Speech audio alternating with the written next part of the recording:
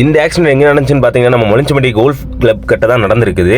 இந்த லாரி வந்துட்டு பெங்களூர்லேருந்து லோடு ஏற்றிட்டு வந்திருக்கு. லோடு ஏற்றிட்டு வந்து இந்த பாருங்க ஆக்சிலே கட் ஆயிடுச்சு. ஒரு இதே இல்லை. வாங்க அந்த டிரைவர்கிட்டே கேட்போம் என்ன நடந்துச்சுன்னு. அண்ணா என்னண்ணா நடந்துச்சு? நைட்டு ஒரு 12 மணி ஆயிடுச்சு. இங்கிருந்து சரி தானே மழை பெய்துட்டு இருக்கு. சரிங்கண்ணா.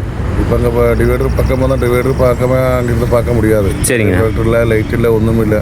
சரிங்கண்ணா. எல்லாம் இருட்டு மாதிரி இருக்குது. சரிங்கண்ணா. அதில் டிவைடர் காண முடியல, வண்டி நேரம் டிவைடர்லேயே இருந்துச்சு. சரிங்கண்ணா.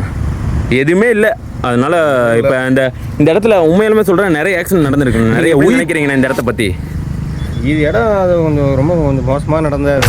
இது வந்துட்டு பார்த்திங்கன்னா இப்போ இங்கே லோக்கலில் இருக்கிற கவுன்சிலர்லேருந்து அவங்க வந்துட்டு இது ஒரு நடவடிக்கை எடுக்கணும். இந்த இடத்துல வந்துட்டு மெயின் ஸ்ட்ரீட் லைட் வேணும். ஆமாம். டிவைடர் கல்லுக்கு ரிஃப்ளெக்டர் வேணும். சைடில் அது ஃபுல்லாக கண்டிப்பாக வேணும். எதுவுமே இல்லைங்கண்ணா. அது எதுவுமே வைக்கலைங்கண்ணா. இல்லை அது இருந்ததுனால் கவுன்சிலர்னு சொல்கிறத விட யாருமே எதுவுமே இந்த இடத்த கண்டுக்கவே மாட்டேங்கிறாங்க. நிறைய ஆக்சிடென்ட் நடந்திருக்கு. இல்லை இந்த இடத்துல வந்துட்டு அந்த ரிஃப்ளெக்டர் போட்டு ஸ்ட்ரீட் லைட் போட்டாங்கன்னா இன்னும் கொஞ்சம் விபத்துக்கெல்லாம் கொஞ்சம் தவிர்க்கலாம். கண்டிப்பாக தவிர்க்கலாம். அட்டாக் நடந்த மாதிரி வேற யாருக்கும் நடக்கூடாது. எல்லா டிரைவருக்கும் ஒரே வார்த்தை தான் சொல்கிறேன். எந்த இடமாலும் சரி, மழையாக இருந்தாலும் சரி, மழையில் பொறுமையாக போங்க. தயவு செஞ்சு பொறுமையாக போங்க. எந்த இடத்துல என்ன டிவைடர் இருக்கும், கல் இருக்கும், ரிஃப்ளெக்ட் இருக்காது, எதுவுமே இருக்காது. தயவு செஞ்சு சேஃபாக ஓட்டுங்க. All drivers okay, safe.